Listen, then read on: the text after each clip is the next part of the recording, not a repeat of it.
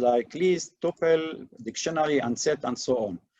But the most achieved understanding of this complicated data type will be based on the object-oriented programming. So I give some demonstration here that will, I'm sure it will help you. And then when I start displaying and explaining these data types, so you can ask me and you can imagine what's happening in the memory.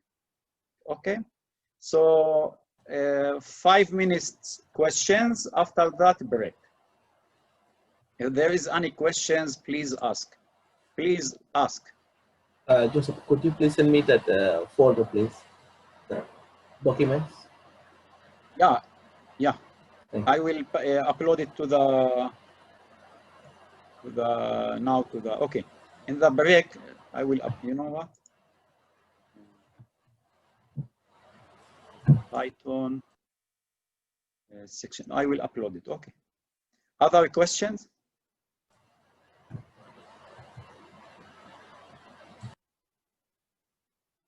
Okay. So let us make 15 minutes break and come back here. We will start talking about inheritance. Then we move on. So thank you and see you after 15 minutes. Okay. Thank you.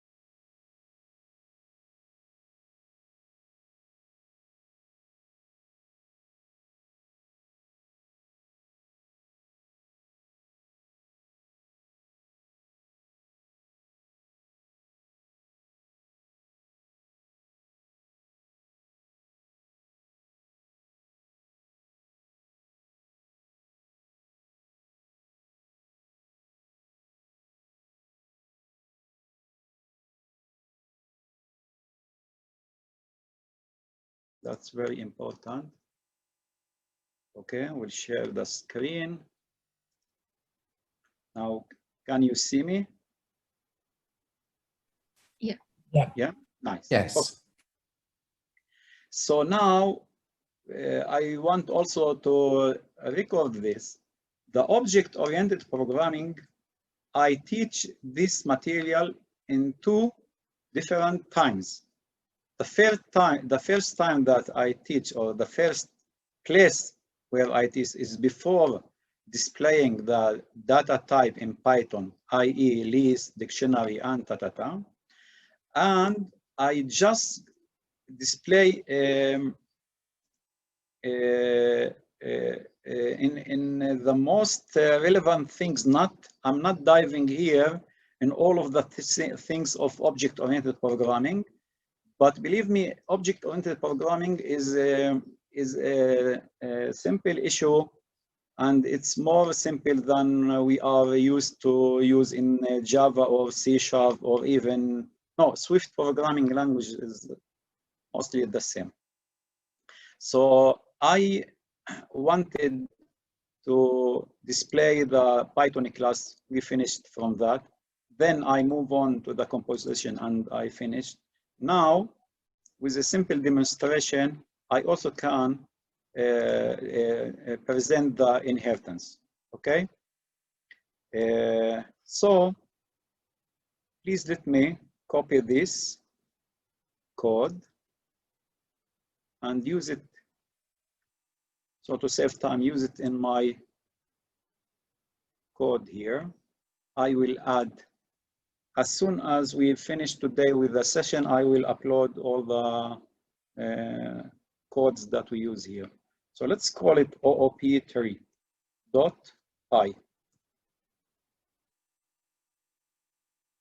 And we'll test. Okay. So basically, we discuss the class person. Now, sometimes we build a software, and when we are building a software, we are dealing with a very complicated scenarios. For example, if we are dealing with bank, so we need, for example, employee, we need manager, we need investor, and so on. And now when we are planning to write or develop our software, we can't let the data type be distributed across the program without a logic organization. So we need that. So object-oriented programming paradigm support with one of the principles which called inheritance, and it's very simple in Python. And inheritance allow us, okay, to define one class. In this example, I call it person. Then we can use this person to define another class, let's call employee. So let's start presenting that technically without dealing with the logic. Here, if I wanted to not using the person, so I should develop the employee class, then I have to write again here, okay,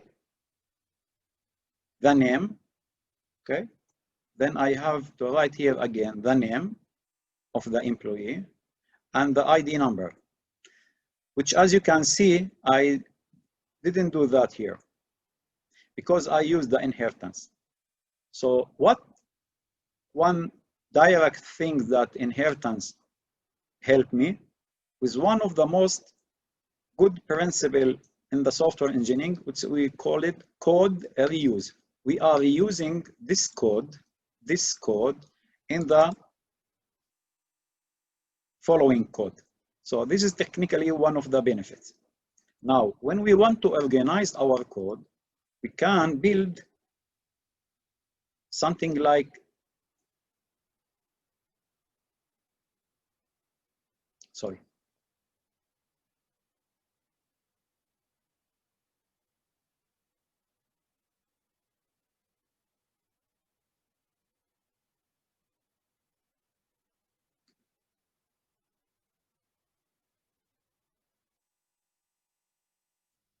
So I can design my software so that, let's say, a person is here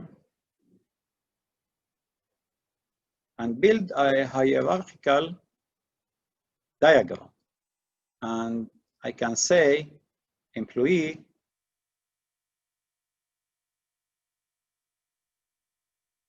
employee is deriving from person. And I can say in abstract way without